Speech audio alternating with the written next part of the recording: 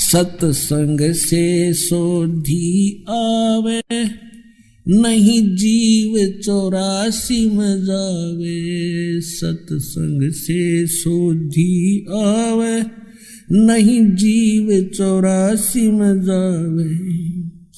अब मेटो द्वेष और राग, हो राग या उम्र बतेरी जाली। अब मेटो द्वेष और राग, हो राग या उम्र बतेरी जाली। अब जो आपको दास ने परमात्मा की वाणी सुनाई थी कि सुरपति दुखिया भूपति दुखिया, रंक दुखी बपरीति हो। अब सुरपति देवताओं का राजा इंद्र बहुत दुखी। इसका इतिहास पढ़ के देखियो इंद्र का पुराणों में।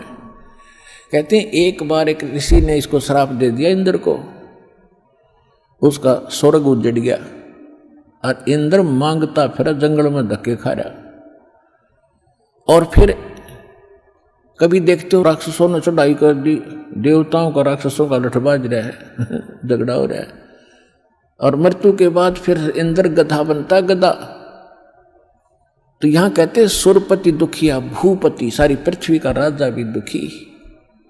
और रंक दुखी बपरीति हो, निर्धन तो स्वाभाविक दुखी, उस पर सारी आपदाएं आती ही हैं जब तक वो भगवान की शरण में नहीं आता। जब वो परमात्मा की पावर से जुड़ जाता फिर रंक हो और चाहे राजा हो, परमात्मा तो उनको सब अपने हिसाब से डील करेगा। फिर परमात्मा कहते हैं कहे कबीर और सब दुखिया, एक संत सुखी मन जीती हो।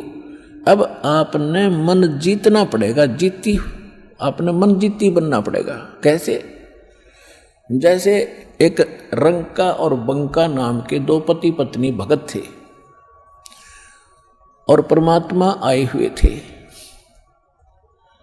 परमात्मा क्या करते हैं, आपको वेदों से भी प्रमाणित किया है कि जब चाहे कहीं पर भी एक साधु संत रूप बनाकर वो कुछ समय उस क्षेत्र में रहा करते, क्योंकि वहाँ उनकी कुछ पुण्य आत्मा होती थी। उनको फिर से चार्ज करते थे, ज्ञान सुनाते थे, माया से हटाते थे और भक्ति में जोड़ कर उनके पुण्य कर्म बना के वहाँ से अंतर्ध्यान हो जाते थे।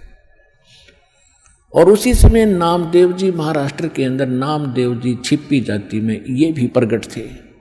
ये पहले ओम नाम का जाप करते थे।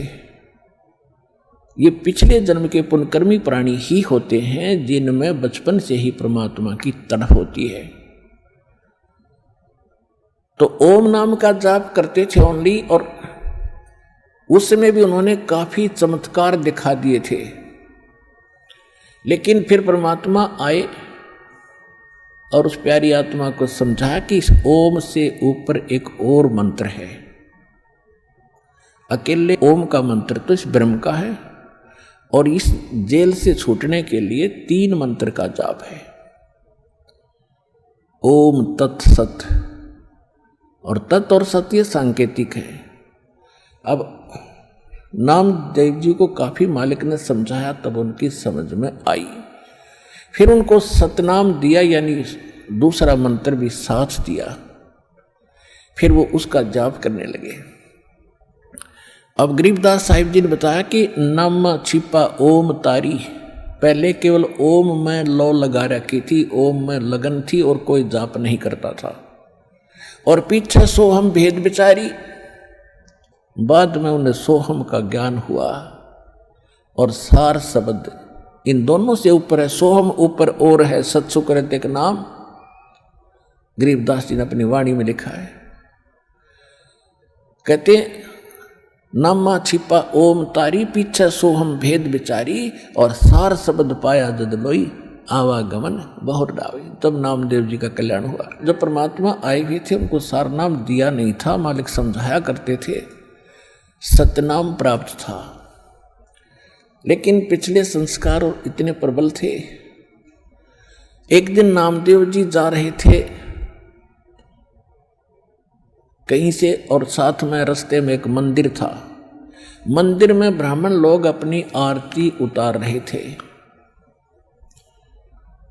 और आरती उतार रहे थे, बड़ी लय से गा रहे थे। नामदेव जी के भी वो परमात्मा की आरती का धुन लगी, वो तो घंटियां बजा रहे थे, कोई ऐसे झालर पीट रहा था, लगा रहा था, और उसने अपनी दोनों जूती निकाल ली, जूती होती थी, दोनों निकाल ली, उनको ऐसे बजाते हुए, और वो आरती गाते हुए ब्राह्मणों के बीच में घुस गए भगवान के दर्शनार्थ मंदिर में।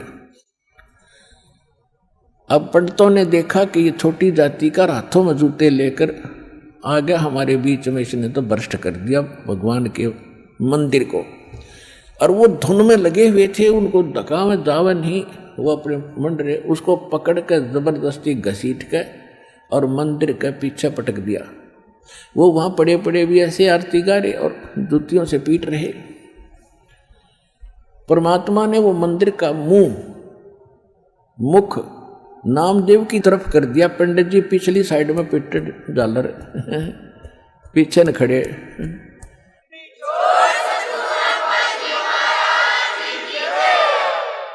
अब नामदेव जी चले गए रंका और बंका, और एक उनकी लड़की थी वंका। नामदेव जी रंका और वंका के घर अधिक जाते थे, क्योंकि वो भी परमात्मा के शिष्य थे। जब परमेश्वर साधु रूप में वहां आ रहे थे, गुरु रूप में रहा करते थे। अस्थायी सटे उनका कुछ समय का था वहां पर। तो जो ही वो उस रंका बंका के घर गए नामदेव जी, और वो लड़की उन भक्तों की, रंका और बंका की, एक पट्टी तैयार करे थी, जैसे अपने देसी औषधि बना के हल्दी कूट के तेल में पका के। नामदेव ने पूछा, बहन क्या कर रहे हो ये? वो कहने लगी, भाई तेरे खोदे हुए खड्डे आंट रही हूं। अब मैंने क्या कर दिया कि भाई तू कतई नहीं मानता, भगवान गुरुदेव जी कितना संकेत करते हैं, भाई तुम अपनी यह अंगा मत दिखाया करो, अपनी शक्ति का प्रदर्शन ना करा करो, थारा भट्ठा बैठ जाएगा। पर भाई तुम बाज नहीं आता। और भक्तों की इज्जत रखने के लिए भगवान को दुख उठाना पड़ता है। तेरे को क्या जरूरत थी वहां उस मंदिर में घुसने की? और जब तेरे को बाहर पटक दिया ना, भगवान की इज्जत का, तेरी इज्जत नहीं भगवान की इज्जत थी वहां पर। भगवान का नाम लेनिया नहीं रहे वो कोई, सबको पता था कि उसका भगत है, उस गुरु का। परमात्मा नाम बदल कर वहां रह रहे थे। और क्या बनती बेरा तुझे? तेरे को जरा सी लगती है तू आंख नहीं खोलता। और परमात्मा ने तेरा मंदिर फेरा ना, उनके हाथों के चोट लागी, हाथ लाल हो गए, उनके जख्म हो गए। भाई गुरु बता रहे थे मेरे तीन बेटी, वो मानता कोई ना, बहुत बार समझा लिया, आज उसने ऐसे ऐसे कर दिया। और मैं वहां गया था, उसका मंदिर फेर के आया हूं भक्ति की इज्जत रखने के लिए। और गुरु जी का हथम जख्म हो रहे हैं, चाल दिखाऊंगी। अब वो लेकर गए, पट्टी बांधी, नामदेव पढ़कर चरणों में रोने लग गया, महाराज मेरे से गलती होगी। बेटा भक्ति भाव में गुरु जी के आदेशानुसार चलना चाहिए आपने। जी आगे से ऐसी कोई गलती नहीं करूंगा, मेरे से माफ करो। अब उसको आगे भी पढ़ाई पढ़ानी थी, ये यहाँ इसको रोकना जरूरी था, अगले भक्ति देनी थी, सारनाम देना था। इन बकवादों में सारनाम थोड़ा ही फलेगा।